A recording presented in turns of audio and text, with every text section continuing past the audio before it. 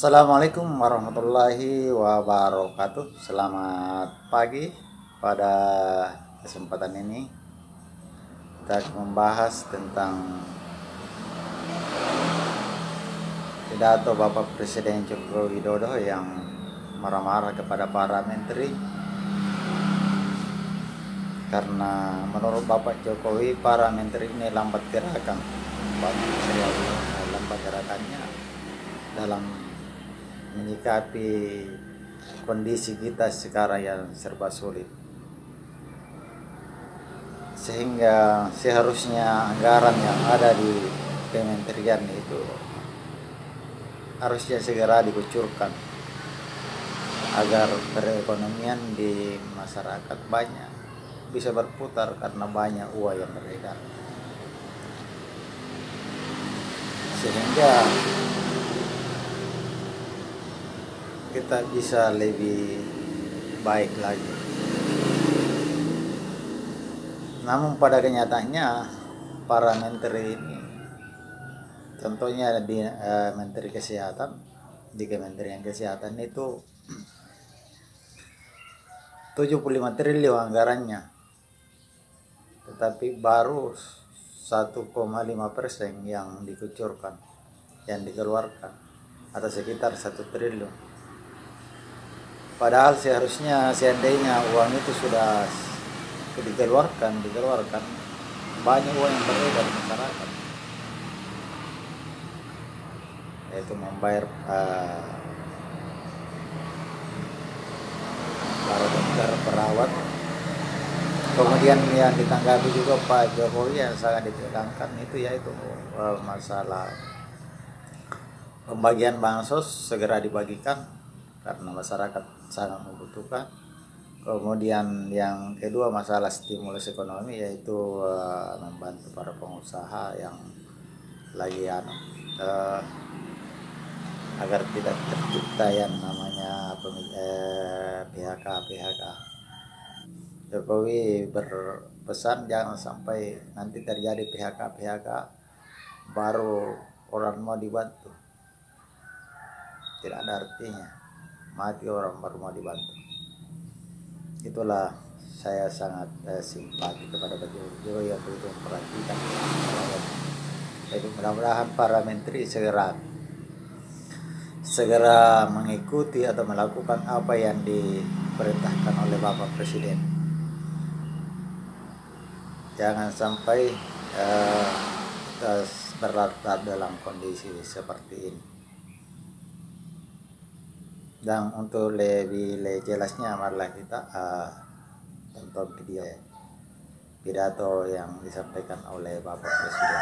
Namun sebelumnya jangan lupa di like dan subscribe dan bagikan agar teman-teman atau keluarga tahu apa yang disampaikan Bapak Jokowi, supaya kita bisa melihat kalau nanti ada anggaran yang turun, ada yang tidak sampai, kita bisa tahu.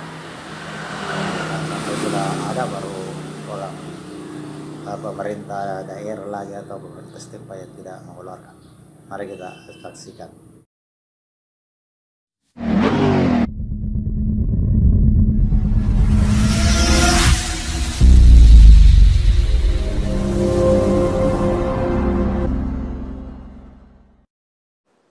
Jadi tindakan-tindakan kita, keputusan-keputusan kita, kebijakan-kebijakan kita, suasana adalah harus suasana krisis. Jangan kebijakan yang biasa-biasa saja, menganggap ini sebuah kenormalan. Apa-apaan ini? Mestinya suasana itu ada semuanya. Jangan memakai hal-hal yang standar pada suasana krisis. Manajemen krisis sudah berbeda semuanya mestinya. Kalau perlu kebijakan perpu, ya perpu saya keluarkan. Kalau perlu perpres saya keluarkan. Kalau saudara-saudara punya peraturan Menteri Keuangan, keluarkan untuk menangani negara, tanggung jawab kita kepada 267 juta rakyat kita.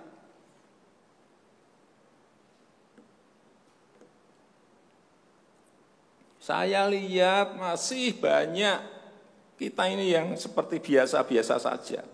Saya jengkelnya di situ. Ini apa enggak punya perasaan? Suasana ini krisis.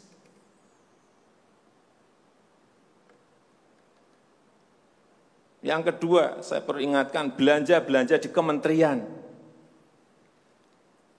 Saya lihat laporan masih biasa-biasa saja.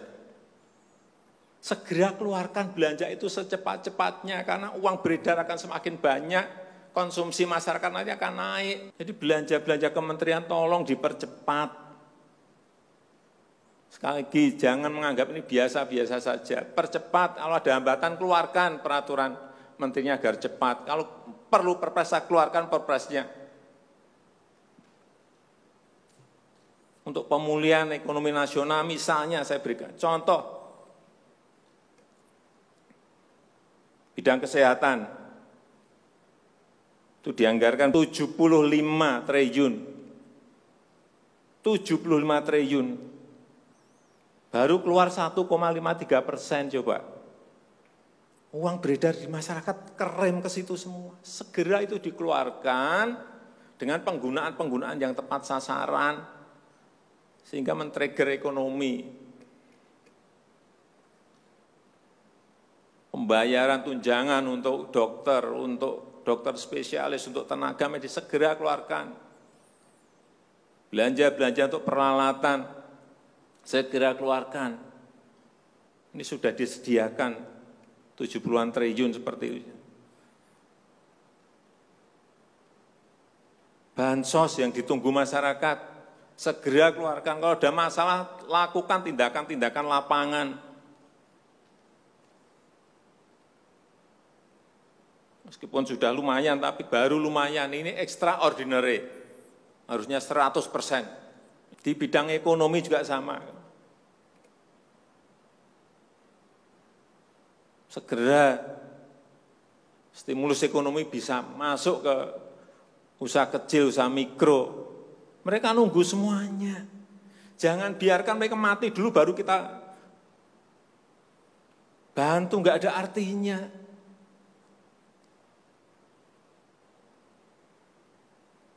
Berbahaya sekali kalau perasaan kita seperti enggak ada apa-apa, berbahaya sekali. Usaha mikro, usaha kecil, usaha menengah, usaha gede, perbankan, semuanya yang berkaitan dengan ekonomi manufaktur, industri, terutama yang padat karya, beri prioritas pada mereka supaya enggak ada PHK. Jangan sudah PHK gede-gedean, duit rupiah pun belum masuk ke stimulus ekonomi kita. Hanya gara-gara urusan peraturan. Ini extraordinary. Saya harus ngomong apa adanya, enggak ada progres. Yang signifikan enggak ada.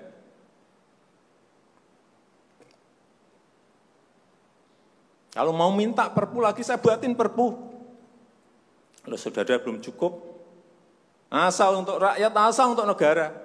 Saya pertaruhkan reputasi